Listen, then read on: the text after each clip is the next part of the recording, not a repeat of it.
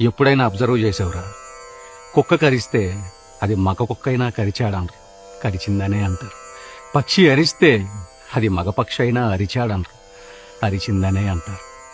వర్షానికి జెండరే లేదు కానీ కురిసిందనే అంటారు, కురిశాడనరు. ఉరుము ఉరిమిందంటారు, ఉరిమాడంటారు. మెరుపు మెరిసిందంటారు, మెరిశాడంటారు.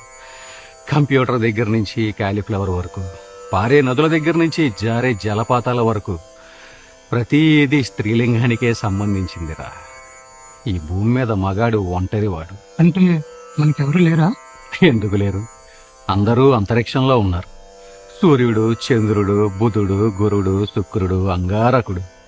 ఈలాన్ మస్క్ గాడు మగాళ్ళందరినీ మార్స్ మీదకి తీసుకెళ్లే రోజు కోసం ఎదురు చూస్తున్నానరా. అప్పటిదాకా ఏం చేయాలి? కోపాన్ని కంట్రోల్ చేసుకోవాలి, ఆహాన్ని అణిచేసుకోవాలి.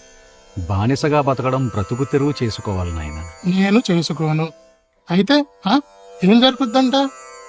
అయినా ఇందాక నుంచి నేను చూస్తున్నాను, నేను ఇటుపక్క ఉంటే నువ్వు అటుపక్క చేసి మాట్లాడతావేంటి? నేను కూడా నీలాగే కోపాన్ని కంట్రోల్ చేసుకోను అని ఎగిరెగిరి పడ్డాను రా. ఏం జరిగింది? ఎగిరి మెల్ల మీద తన్నింది. మెడ అటు ఇటు తిరగట్లేదు. మెడిటేషన్ చేస్తే కోపాలు తగ్గుతాయంట, నిజమేనా?